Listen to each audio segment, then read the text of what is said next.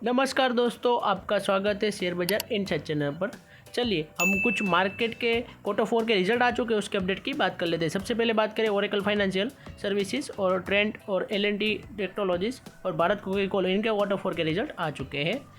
सबसे पहले बात करें तो ट्रेंड का Q4 का रिजल्ट आ चुका है। कंपनी की सेल्स देखें तो पिछले साल Q4 में थी 4217 करोड़, जो इस साल Q4 में हो चुकी है 5028 करोड़ रुपीज़। कंपनी की सेल्स में देखें तो काफ़ी अच्छी तेज़ी रही है 19% के अराउंड की ईयर ऑन ईयर बेस पर। एंड क्वार्टरली बेस पर देखें तो महीनों से गिरावट रही है करीब 6% के अराउंड की। कंपनी का नेट प्रॉफिट देखें तो पिछले साल Q4 में था 312 करोड़ रुपीज़, जो इस साल Q4 में हो चुका है 413 करोड़ रुपीज़।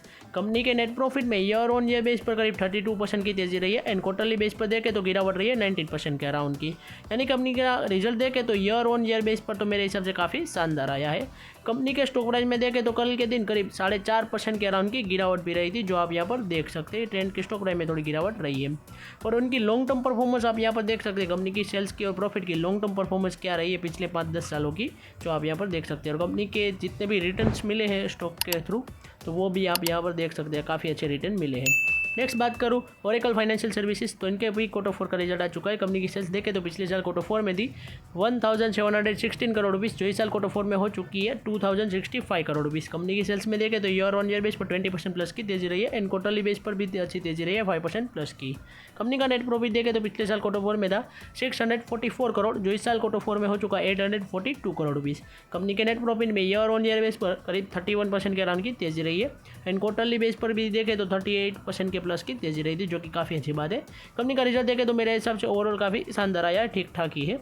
इस वजह से देखें तो उनके स्टॉक प्राइस में भी काफ़ी अच्छी तेज़ी रही है, करीब 7.5% प्लस की कंपनी के स्टॉक प्राइस में अच्छी तेज़ी रही थी, जो कि काफ़ी अच्छी बात है। कंपनी का रिजल्ट इतना अच्छा आया है तो इतना तो थोड़ा जश्न मनाना बनता है।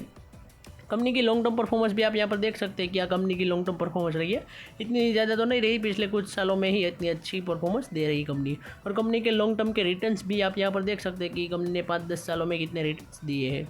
कि नेक्स्ट कंपनी की बात करूँ तो L&T टेक्नोलॉजी सर्विसेज, तो इनका भी Q4 का रिजल्ट आ चुका है। कंपनी की सेल्स देखें तो पिछले साल Q4 में थी 2638 करोड़ रुपीज़, जो इस साल Q4 में हो चुकी है 2858 करोड़ रुपीज़। कंपनी की सेल्स में देखें तो ईयर ऑन ईयर बेस पर करीब 8% प्लस की तेजी रही है। एंड क्वार्टरली बेस पर देखें तो उसमें भी 2% प्लस की तेजी रही थी। कंपनी का नेट प्रॉफिट देखें तो पिछले साल Q4 में था 310 करोड़, जो इस साल Q4 में हो चुका है 333 करोड़ रुपीज़। कंपनी के नेट प्रॉफिट में ईयर ऑन ईयर बेस पर करीब 7% प्लस की तेजी रही है। एंड क्वार्टरली बेस पर देखें तो उसमें भी 9% प्लस की तेजी रही है। कंपनी का रिजल्ट देखें तो मेरे हिसाब से ठीक ठाक आया है, एवरेज परफॉर्मेंस रही, इतनी ज़्यादा अच्छी भी नहीं रही है। सर्विस बेस्ड कंपनी है तो करीब 20% की परफॉर्मेंस तो मांगती है, मगर यहाँ पर इतनी ज़्यादा परफॉर्मेंस नहीं दी है। फिर भी देखें तो 10% के अराउंड रही है, जो ठीक ठाक है, इतनी ज़्यादा अच्छी भी नहीं है। और कंपनी के स्टॉक प्राइस में भी देखें तो इनके इन्वेस्टर को अच्छा नहीं लगा है, करीब 3% के अराउंड कंपनी के स्टॉक प्राइस में भी गिरावट रही थी कल के दिन।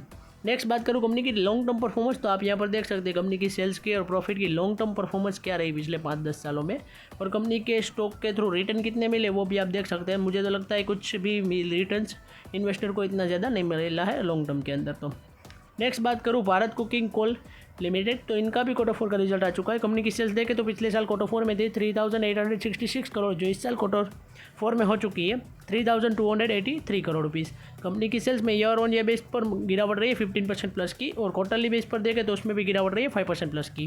कंपनी का नेट प्रॉफिट देखें तो पिछले साल Q4 में था 66 करोड़, जो इस साल Q4 में हो चुका है 27 करोड़ रुपीज़। कंपनी के नेट प्रॉफिट में गिरावट रही है बारी, करीब 69% के अराउंड की गिरावट रही है। और पिछले क्वार्टर में तो कंपनी लॉस में थी, 23 करोड़ का लॉस हुआ था। इस वजह से देखें तो इतनी ज़्यादा परफॉर्मेंस तो रही ही नहीं है, गिरावट में ही रही है, थोड़ी बहुत प्रॉफिट में आई। अब देखते हैं कि आने वाले दिनों में कंपनी की क्या परफॉर्मेंस होती है। मेरे हिसाब से देखें तो कंपनी का रिजल्ट इतना अच्छा नहीं आया, खराब ही आया है।